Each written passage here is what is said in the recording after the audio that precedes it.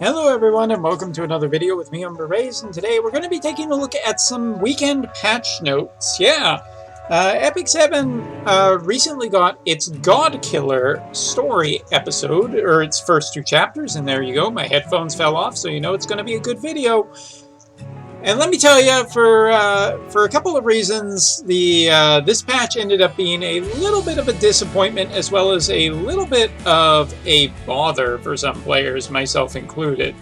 One of the big problems is that general organization isn't overly great in the new patch. Moving world difficulty of the original story into kind of a little bit further to get to spot is a little bit annoying. The pulsating icon on the map that is just throbbing for your attention is a little bit silly. And the AP shop is not exactly super friendly to begin with, just to talk about very specific things. Seriously, like, I really am not a huge fan of this new AP shop, needing to unlock it. But regardless of whether or not you are a fan of a lot of the updates, a couple of side notes really quickly before we get into the patch notes, or the developer notes I should say, or whatever they're called.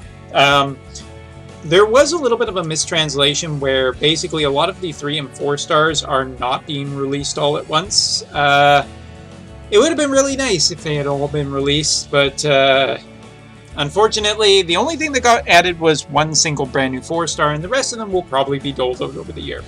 While I can understand why this happened, it is a little bit of a disappointment because we've been stuck with the same 3 and 4-star pool for so long, so the news that we were getting a ton of 3 and 4 stars was really exciting, because 5 stars, not everybody can get 5 stars, not everybody can get every 5-star unless you're spending a ton of money. But regardless, a lot of people were, I think, a little bit excited for the 3 stars and 4 stars because, you know, a ton of people can get them, and 3 stars and 4-star characters in this game are on average pretty damn good and pretty damn useful. So it's hard not to, you know, I can understand if some people were disappointed.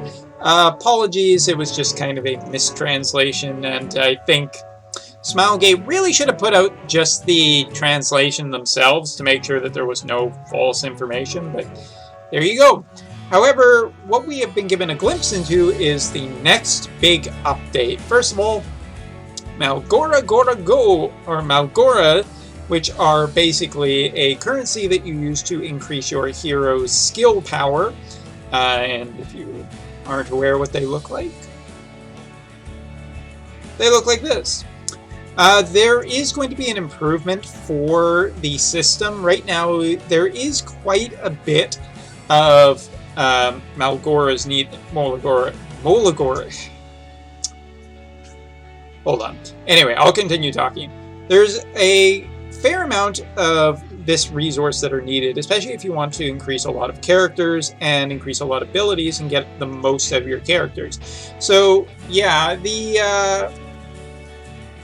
it's hard not to be overly disappointed about this, but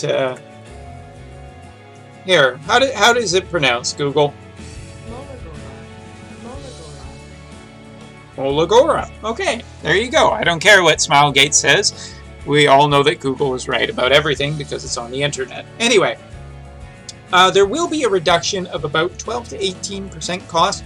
This is not set in stone, however, it will be great for players who are wanting to enhance quite a few characters, or even a fair number of characters. Now you will be able to get just more enhancing done with less resources. Given that there are going to be improvements to the Molagora system very quickly, this will just be really nice for anybody who's wanting to enhance characters, because we also know that we're getting some more of those in the new tower event that should be starting near the end of June. I believe it's poised for June 27th, but we'll see.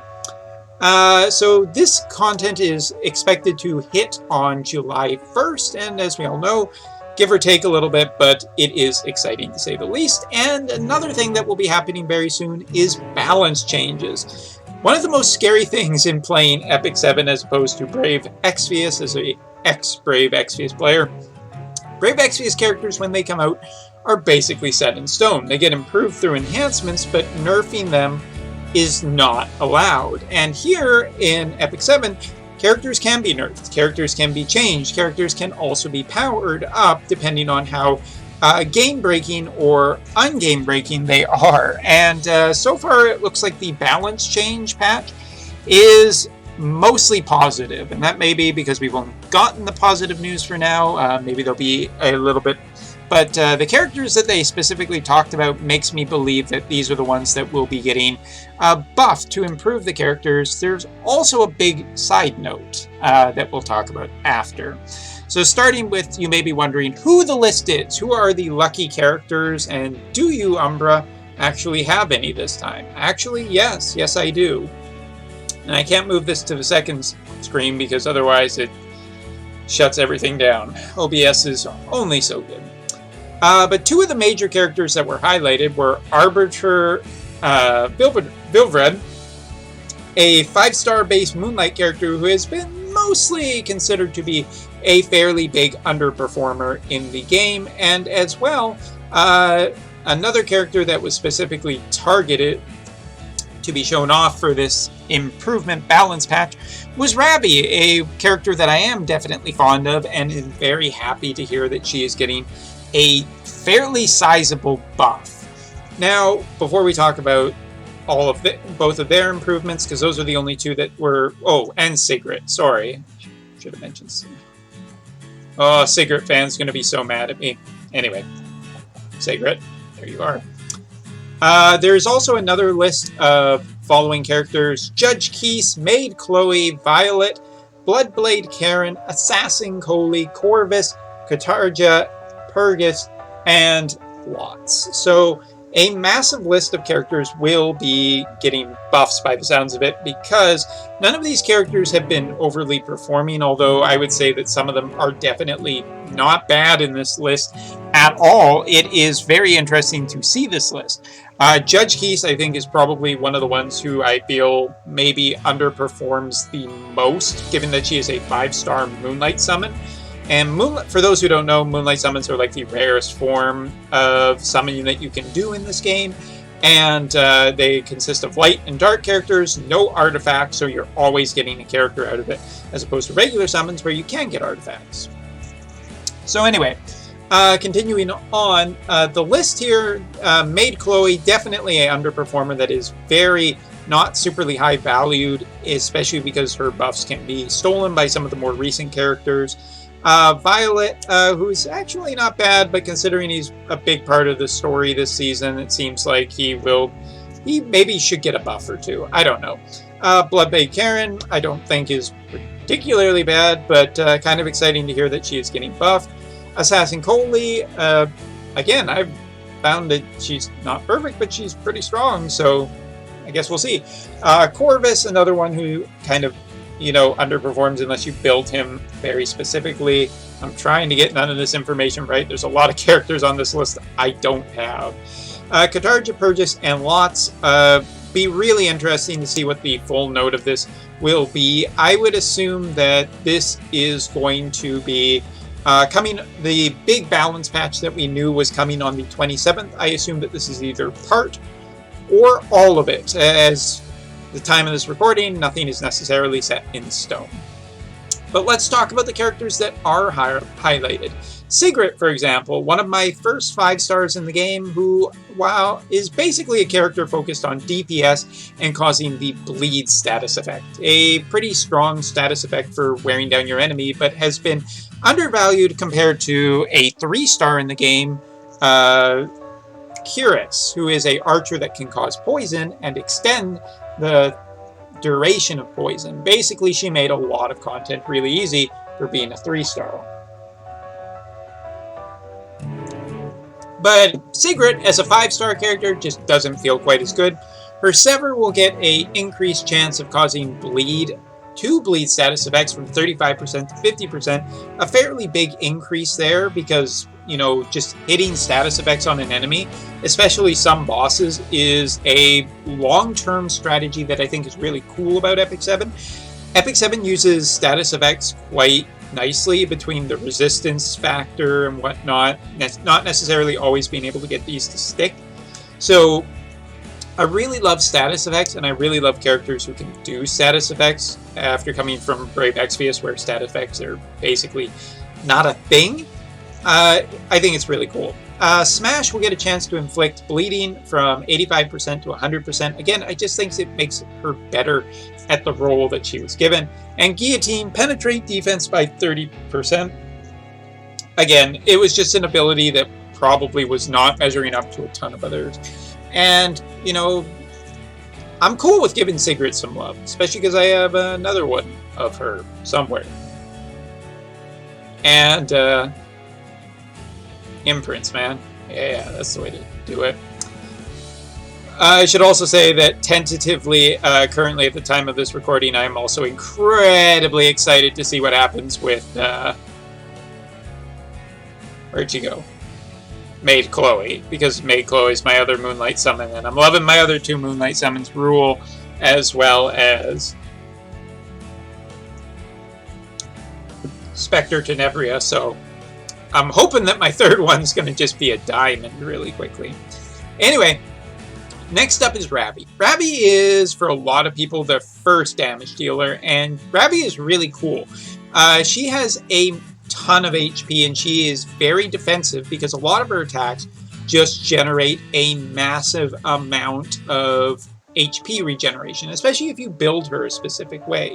If you build her with a specific artifact, this one, Sigurd's Scythe, as well as maybe Lifesteal and a fairly high percentage of attack, you end up with a character with a lot of HP drain. So basically she just hits the enemy and regenerates a lot of the health she loses, making her a really cool tank. And she has been one of the characters I've wanted the longest, and only recently finally got her. Well, with her Moonlight summon coming, maybe they felt that she needed to be a little more powerful. So Rabi is going to be really interesting because the amount of fighting spirit obtained from Slaughter has been increased from 10 to 30. This is just great because it allows her to specifically get a lot quicker up to this. You need 80 fighting spirit to use Devil Drive, her really, really cool ability that does most of her damage. And Slaughter only ever getting 10 was essentially really slow and really made Rabi feel just clunky and not anywhere near as powerful as a 5-star should be. Devil Drive, before damage dealt increases proportional to the fighting spirit. Here, after damage dealt increases proportional to attacks and damage taken. Not entirely sure how it will overly balance out, but it's kind of an interesting idea. If you're going to build her as a tank and she's taking a lot of damage, she just takes advantage of that. I am assuming that these are, considering that these are buffs, that it will end up being just better for Rabi. And I am totally okay with it because Rabi is basically currently, providing that Maid Chloe doesn't get something insane, my next 6-star. So the buffs make me a very happy person. And then continuing on is Arbiter Vilvrid. I can show you regular Vilvrid, but not his Moonlight version because I don't... Well, actually, yeah, the great thing about Epic 7 is you can just go here, minus some load times, minus some more load times. Let's just go down to Moonlight. And just gotta find him. There he is. Hi, buddy. Alright, so let's talk about Arbiter Vilvrid. Basically, a pretty interesting character that did not measure up to what he was up. So what is he going to get? Well, Sweep is going to have damage dealt no longer affected by health lost. Instead, the base value of damage dealt will be increased by 30%. Basically, he will do more damage. Dark Contract, after the passive skill is activated, his combat readiness will increase to 100%. And his attack will increase for 2 turns, passive cooldown 10 turns to 5 turns. So this is basically this is kind of the thing that has made this character particularly interesting in the past. When he dies, he gets revived, and full focus resets his cooldown for Dark Blade. It's just a really interesting mechanic of him, but he's never been that great. And, well, this is probably the biggest thing about him, the idea that he will be able to get 100%. Basically, he gets a free turn with his ultimate already. It is going to go a long way into making him not only more powerful, but very dangerous. So for people who use him, cheers. This guy. Anyway, and Dark Blade, damage dealt will no longer be affected by health lost. Instead, the base value of damage dealt will be increased by 30%, and decreased hit chance will be increased by 100%. So yeah, just becomes a much, much, much more powerful character, and that is kind of scary. However, for everybody who's afraid of revive mechanics, there is some other good news. A new hero, Lilibeth, which is a character introduced in the latest story, has a new mechanic to her. Her extinction ability is a powerful new skill that, I quote, disables the target hero from being able to use revive both passively and actively. Currently, heroes that employ resurrection effects are heavily used in Arena, and with the addition of health sets, it is not easy to effectively counter these heroes. So basically, translation, the new hero Lilibeth, who looks to be a connection summon, don't quote me on that. We don't really 100% know yet, one way or the other. It's just kind of hinted so far, but either way, Lilibeth seems to be the solution to this guy here, as well as Rule, as well as Maid Chloe. Basically, a lot of characters that can use Revive. Lilibeth is going to be interesting to see what exactly her skill set looks like, but for currently and now, for anyone who is afraid of the Revive mechanics that are going to be employed, Lilibeth seems to be a good counter to the mechanic and a potentially very accessible one for a lot of people, and that should shake up Arena a massive amount. So this is all good news. No exact time frame, but I would expect to see Lilibeth landing in the game approximately about the same time as the balance patch, since they've mentioned it currently there. Anyway, continuing on, the next thing to talk about is definitely Moonlight Summons. Moonlight Summons, as I've said, is just a special form of summon that in this game basically only gives you characters and some of the most powerful characters in the game, especially with this balance patch. If Corvus and Maid Chloe have big increases too, then it could be really scary for a lot of Moonlight Summons. However, Moonlight Summons do end up with, a lot of people just getting 3 stars, and people have been feeling pretty bad about that. Well, Moonlight Summons are getting an improvement too. The system will be looking at implementing maybe some kind of safety measure, which could just mean you do so many summons and then you get some kind of 4-star guaranteed, or maybe a 5-star guaranteed. No details exactly how it's working, but They talk about taking caution about the system because obviously it could devalue Moonlight Summons a considerable amount. It could just make too many people have way too many powerful characters. So there's nothing set in stone yet, but they are talking about it, and that is a good thing. And the only other thing to mention are a bunch of gameplay improvements that they are talking about. 10 consecutive summons, basically being able to do 10 summons at once. A multi-summon goes a long way to improve not only that, but full video's runtime. So I really don't have any complaints here, so long as I feel like this would be an easy thing to implement, considering that that's there in the reroll, so just put it in the game.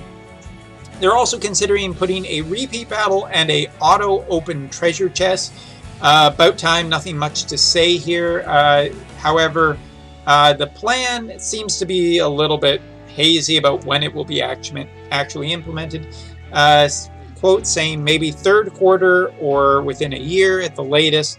to deal with something with the pet system. We'll just find out later.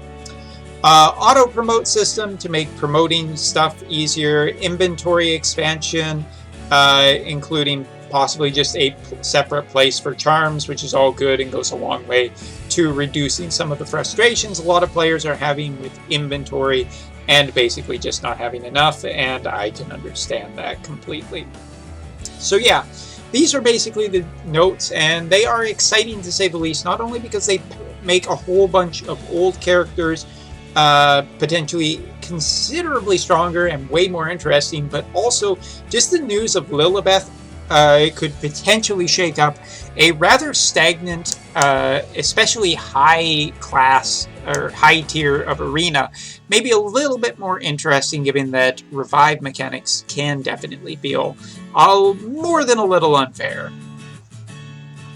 Sorry, Arbiter Vilbiter, countered before you even got here.